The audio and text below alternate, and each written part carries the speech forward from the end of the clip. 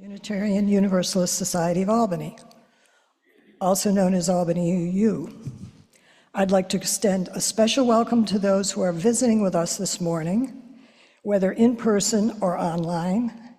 We aspire to be a beloved community, opening and welcoming to all.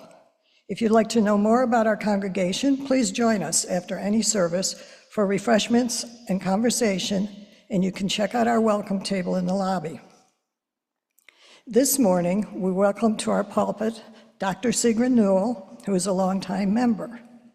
Dr. Newell has been active with Albany UU for more than 30 years. During this time, she's given many sermons, recently on the intelligence of birds and the Reverend Olympia Brown. She sings in the choir. At the Silver Bay Retreat, she's led nature walks, conducted sessions focusing on botany and goddess spirituality. She's retired from Walden University, a distance learning graduate school where she's taught students earning their PhDs in education. Now, please turn off your electronic devices and enjoy our prelude, Before the Dawn, written and performed by Veronica Allen.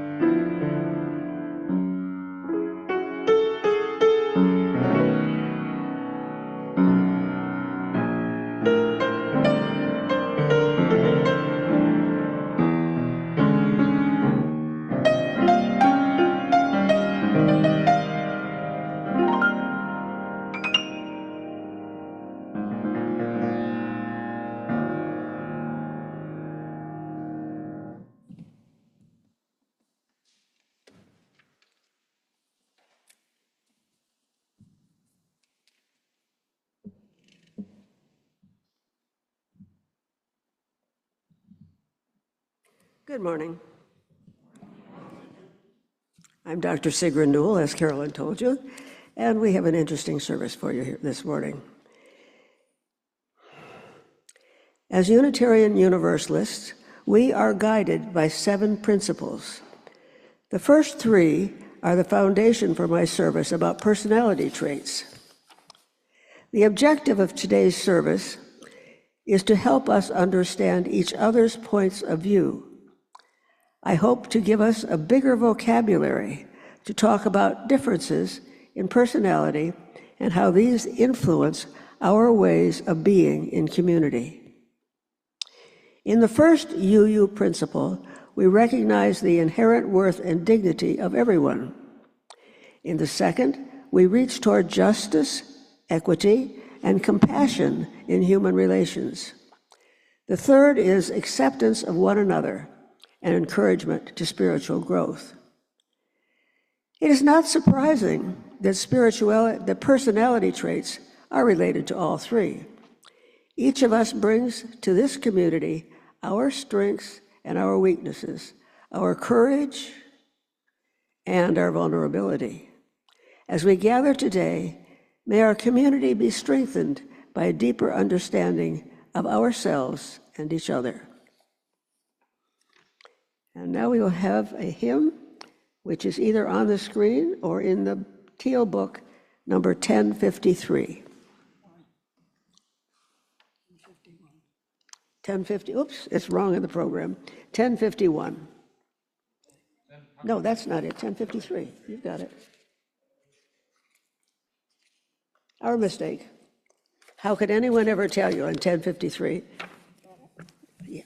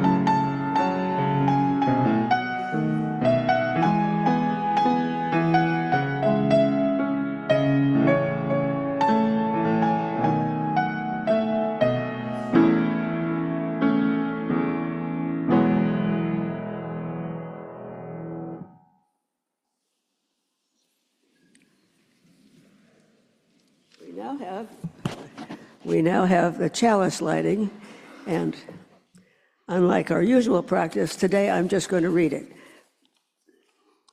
This chalice is for the living, the changing, the becoming. This chalice is for losing the script of your life, the chapters about who you are in other people's stories. This chalice is for the lost GPS that was supposed to show you how to get where they expected you to go. This chalice is for skipping the directions, coloring outside the lines, painting, not by number, but by silence, by wild abandon, with a brush you made yourself from a light deep inside. Startling, vivid, a new voice that already knows you, finally, a true story.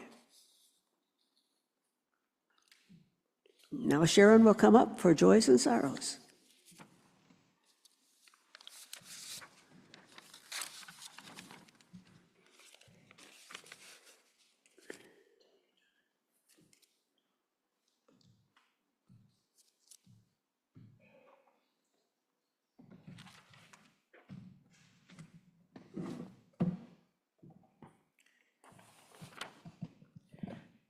Good morning.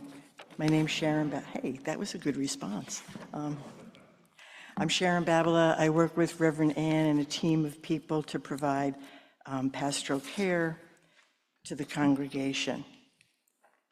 If there is something going on for you, please reach out to one of us. Here in Religious Community, we take this time in our service to notice and honor joys and sorrows that each of us carries in our hearts. As we are present to each other and what is good and hard in our lives. I have a couple of joys and sorrows that were submitted.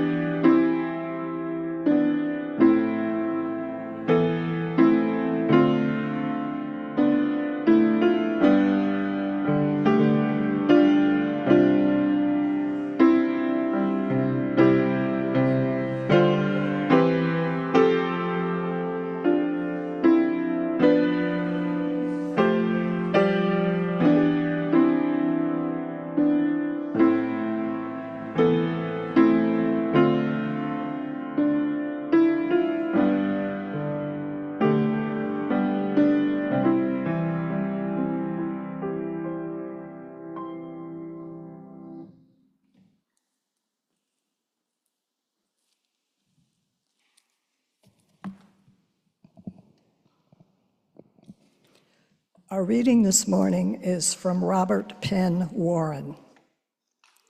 In the phrase, "to find myself," lurks the idea that the self is a pre-existing entity, a self like a Platonic idea existing in a mystic realm beyond time and change.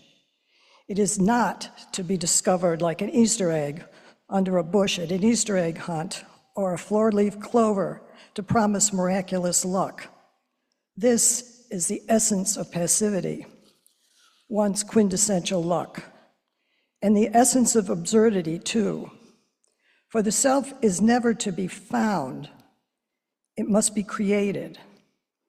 It's not the happy accident of passivity, but the product of 1,000 actions, large and small, conscious or unconscious, performed not away from it all, but in the face of it all, for better or for worse, in work and in leisure, rather than in free time.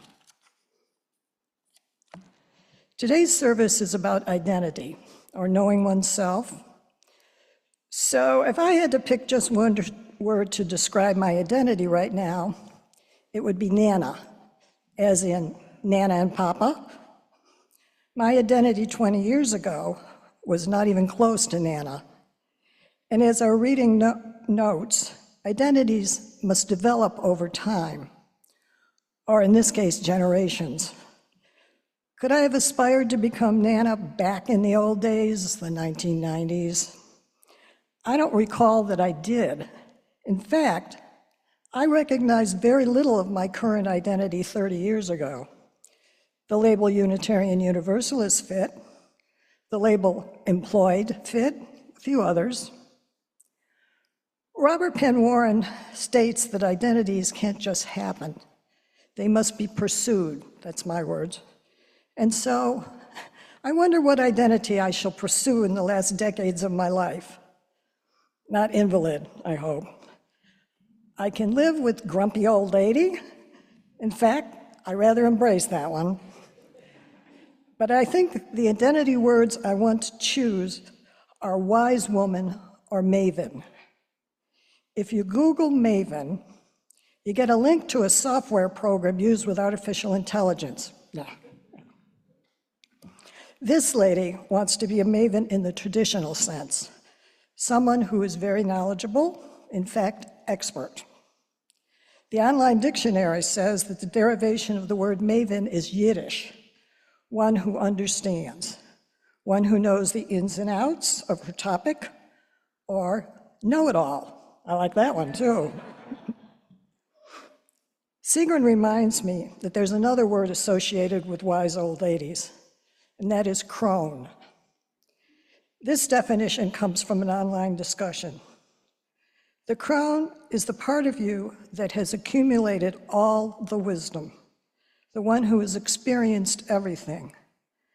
The crone is the one who knows to sit back, take a deep breath, and when to step in with advice, when to allow things to play out as they may, and one who helps make sure that the lessons learned aren't forgotten and can be translated to the following generation.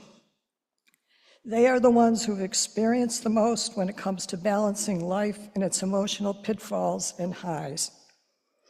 The way the author views the crone is, they are a storyteller, waiting for the moment when the tale is needed, who is content to watch others learn and grow and step into those roles. That's lovely. Forget the crone of the wizened gaze and the gnarled fist. That's a pejorative, spread by those who don't want to lose their power. What identity shall I pursue?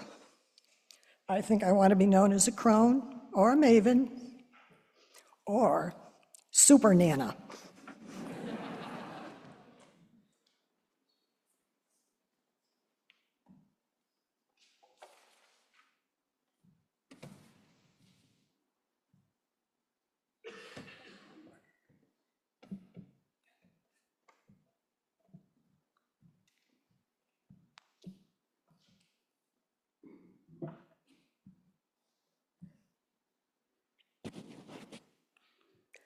I am fascinated by people. I'm also fascinated by words and language. Today, I'm planning to bring together these two loves and talk about the words we use to identify ourselves and the people around us. Some of these words are positive words, which give us strength and hope. They fortify the soul. On the other hand, negative words diminish the soul. I will be talking about several different attempts to use words to define personality traits. The oldest of these, the Myers-Briggs, started development before World War II and was first published in 1944. The last I will talk about, the Big Five personality traits, become well known in the 1990s. These ideas emerged in the last half of the previous century and have continued to be refined and researched by psychologists ever since. I can't possibly talk about these complex ideas in a 20-minute sermon without horrible oversimplifications and jumps in logic. Please forgive them and come along for the ride. Within the next couple of years, this community will be faced with making the decision about who to hire as a settled minister. Of course, we all want someone who is perfect, but we know we will get a real human being with strengths and weaknesses. It could be that using words about personality traits will be helpful. As I'm talking, think about how we might describe the qualities of a minister we desire.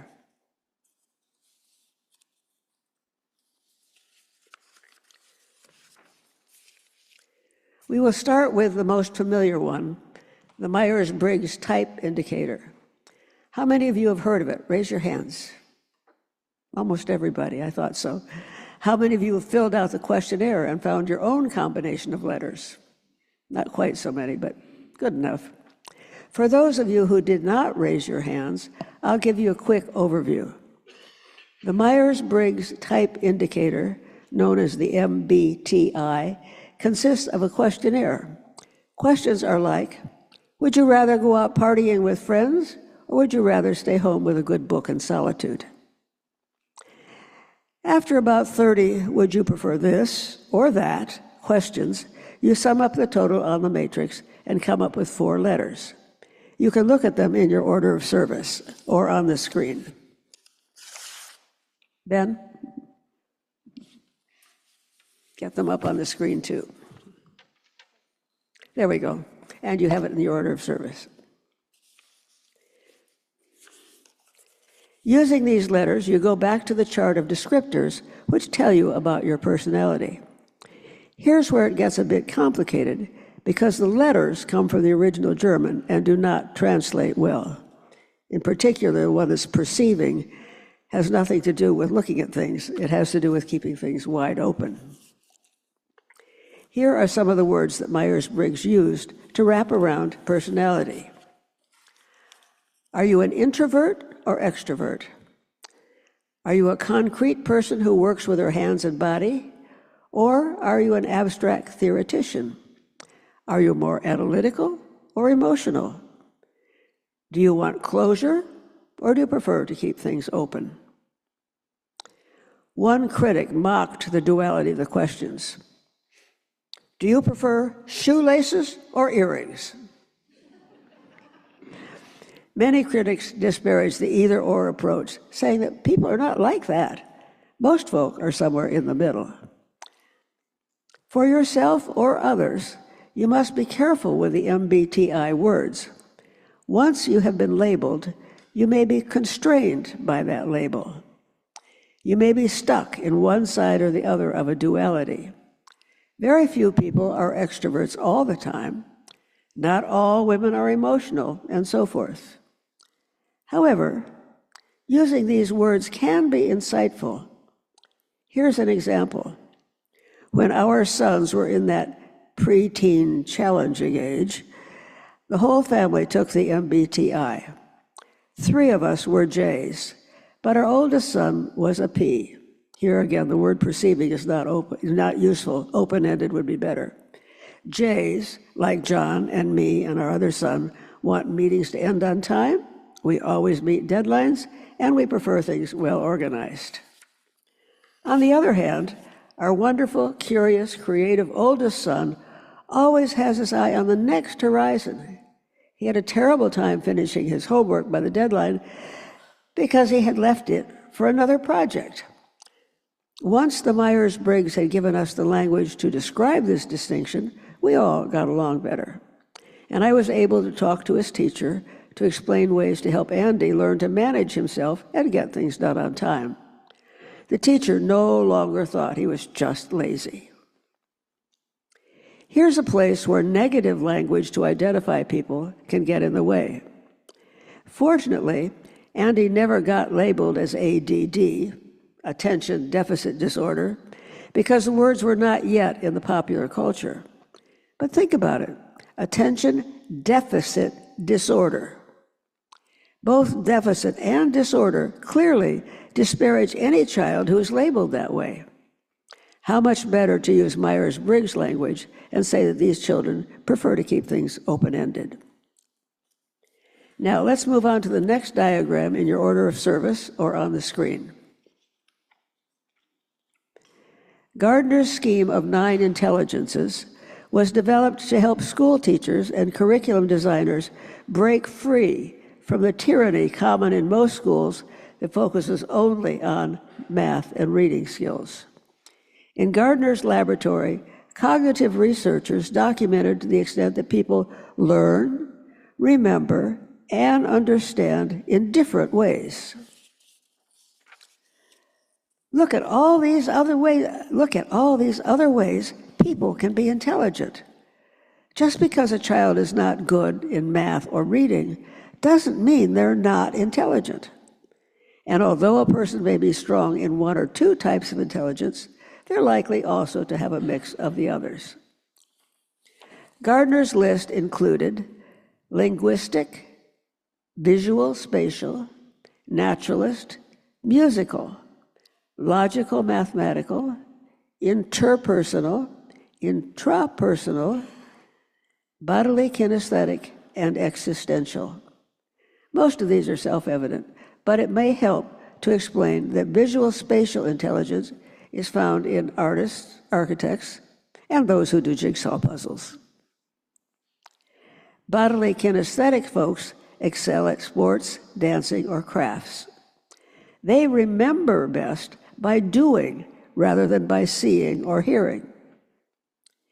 Interpersonal people are the extroverts who do very well in meetings and social events. The intrapersonal gift enables one to understand oneself and one's feelings. Introverts are often strong in this way. The existential intelligence is that of the minister or the mystic, people who are concerned with the big questions of the universe. It can be freeing to think of intelligence this way. Say to yourself, I may be strongest in one of them, but I'm aware of these other 3 or 4 in myself too. It can also be a way to break away from negative labels. Instead of, I am shy, think, I have intrapersonal intelligence. This list of intelligences can be helpful in thinking about the qualities desired in a new minister. Most people want someone who gives a good sermon. The linguistic and existential intelligences. The candidate must have good enough mathematical skills to be able to deal with the annual budget and other dispersals of money. Musical skills will help the person work with our choir director, Olga.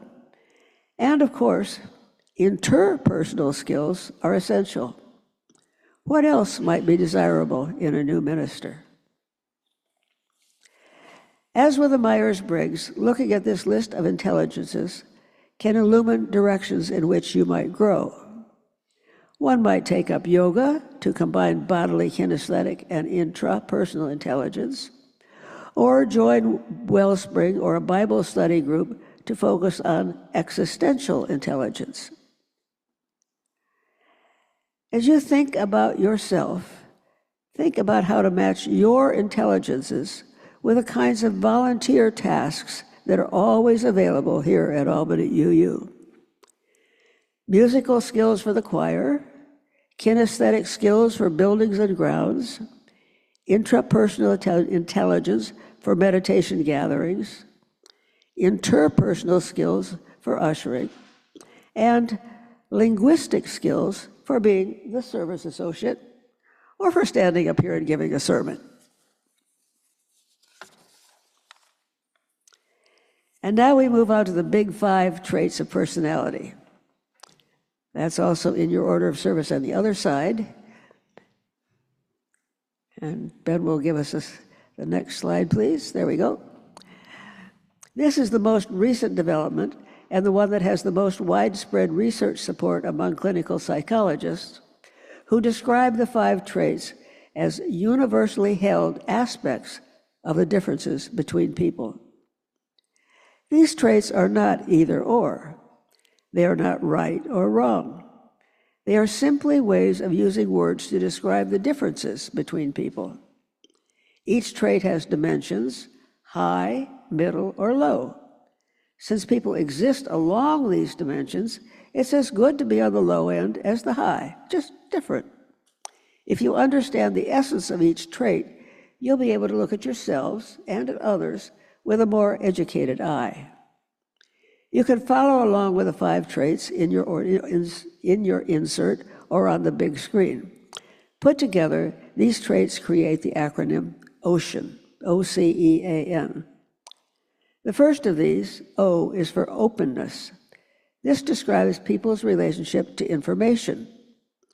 They're eager to try new ideas. People who score high on this trait are motivated to have new experiences. They tend to be curious and imaginative. I'm guessing that most of the individuals who volunteer to go to the General Assembly are high on the openness trait.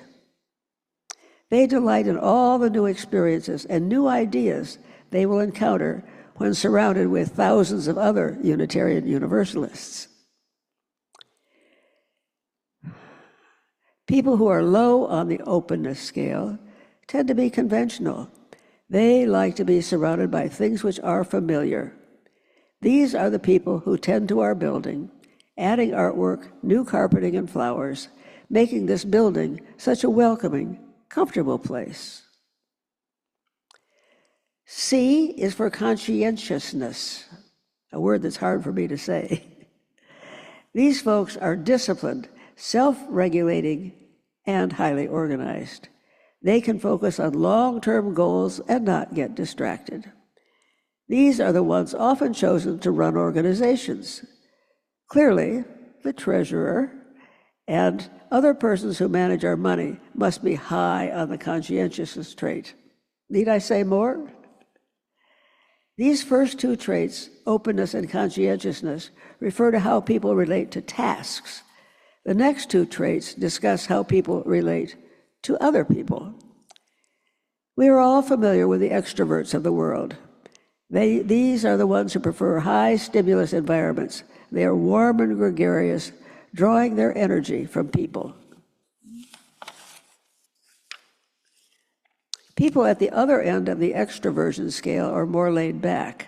They are often quieter, creative, thoughtful, and intentional. They prefer deeper relationships with fewer people. They are less volatile. Quieter, creative, thoughtful, and intentional. These are words which describe the members of our Projects and Quilts group, the P's and Q's, who sew such wonderful things for us. Being at the low end of the extroversion scale is not a bad thing.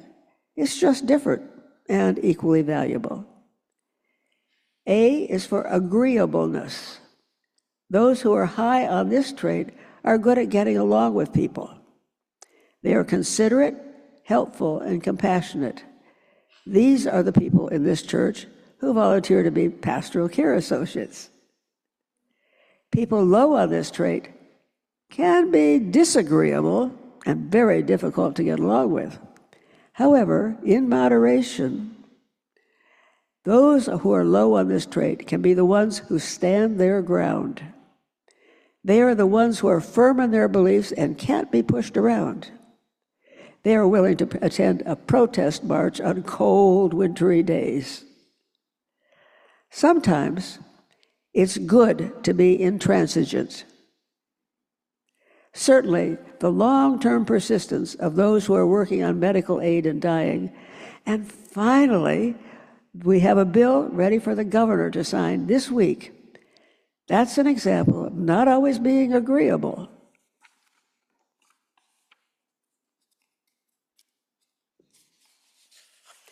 And now I come to N for neuroticism. So far, the high end of the traits has been positive.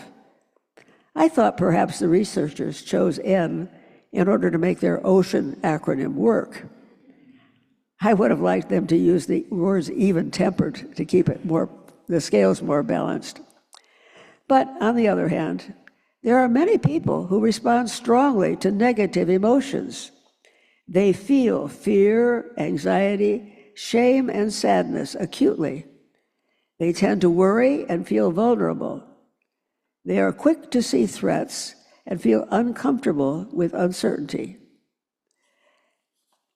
This all sounds very negative, but these people can also play an important role in society. They can foresee dangers and threats. These are the environmentalists who worry about climate change and what's happening in the rainforest. Indignant people call attention to problems that more complacent people would just as soon ignore. Our Green Sanctuary team is composed of just such people. There is one major group here at Albany UU that I haven't yet mentioned, the Board of Trustees. We are fortunate to have a very effective board. This is due in part to the wide variety of personality traits and intelligences amongst the people on the board. With this diversity of approaches, they challenge and support one another. They are a strong foundation for Albany UU. OCEAN is an interesting acronym. As we will sing in Blue Boat Home, we are kindred pilgrim souls, floating on an ocean, finding our way by the light of our shared personalities and spirits. I started out talking about words and how they help us define who we are. who friends and family are, and what people are like. I've talked about 3 different templates for describing ourselves and others. In all these cases, ongoing learning can be a spiritual, intentional practice. Each of us is like some people and also like no other people. We are all variations of common humanity. May we use these words to help us accept ourselves and others more graciously.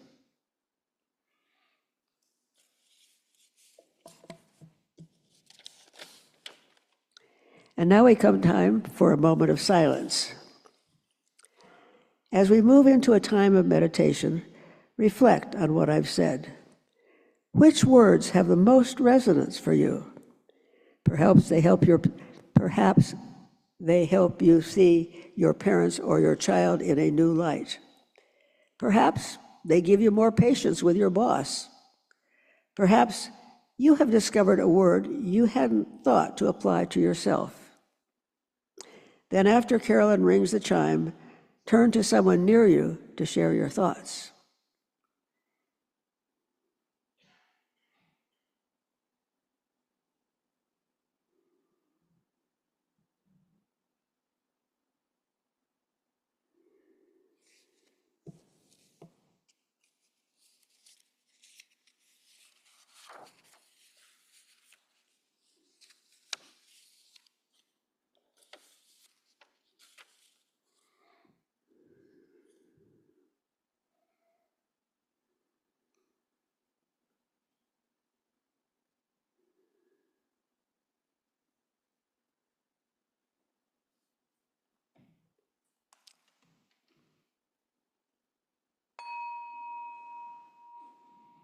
Now find somebody close to you and share your thoughts.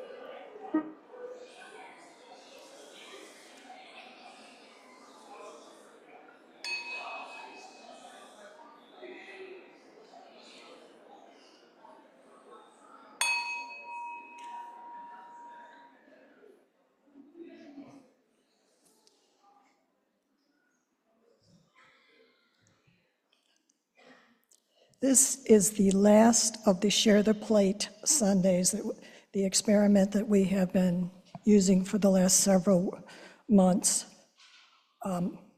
The offering this morning will go to the Focus Food Pantry. Albany UU has supported the Focus Interfaith Food Pantry with special collections since 1977. In this 3rd and last month of our Share the Plate pilot, your contribution made by cash, check, made out to Albany UU, or text will be split between Albany UU and the Focus Food Pantry, unless you tell us otherwise. If you want your entire contribution to go towards your annual pledge, write pledge in the memo line of your check. This community is here and strong because of your generosity. Please give today in whatever amount feels right for you. If you're online, you can click in the tiny URL in the chat window to contribute, or you can text the number shown on the screen indicating the amount and purpose is shown on the slide, or you can mail a check. Here in Community Hall, you can give in all those ways, or just put a check in the basket. Our offertory music this morning is Shameless, written and performed by Veronica Allen.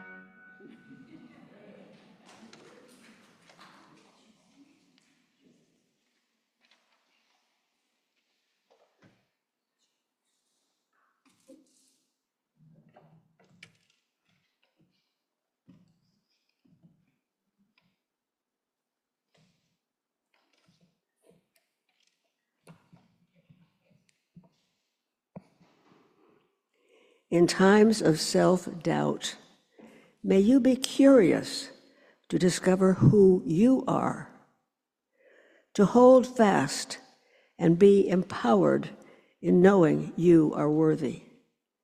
May doubt be a tool on your path and not the destination. May you believe in yourself. May we know the ways we collectively thrive when we bring our whole selves to this place, as we unlearn what does not serve and relearn embodiment and joy. May we experience the freedom of our fullest selves.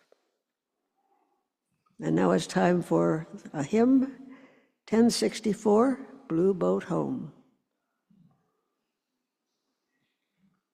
The words are by Peter Mayer, music by Roland High Pritchard, keyboard arrangement by Jason Shelton. Please rise in body or spirit.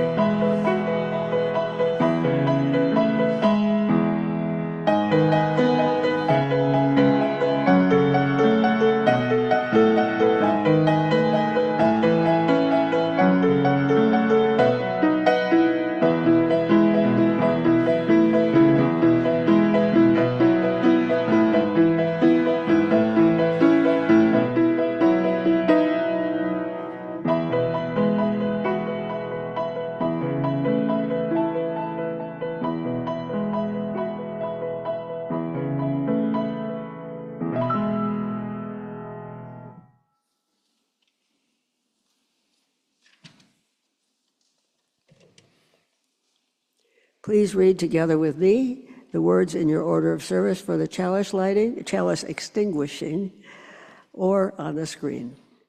We extinguish this flame, but not the light of truth, the warmth of community, or the fire of commitment.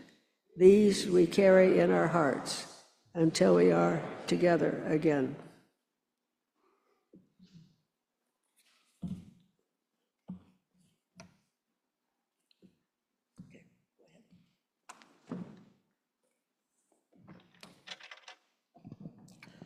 Our service has ended, but all are invited to stay for conversation and refreshments in the rear of Community Hall.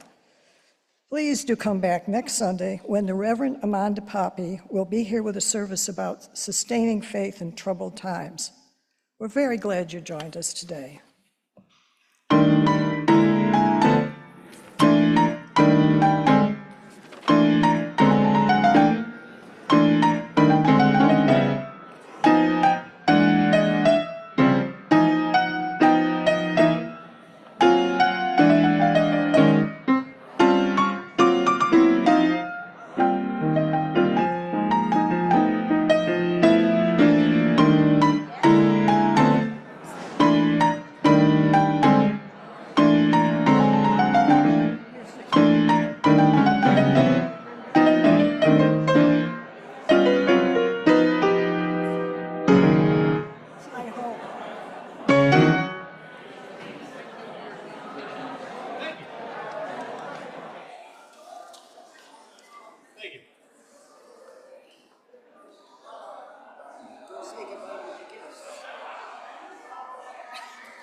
I'm going to use the stones and help you notice. I always feel guilty about moving. If I don't do it, which is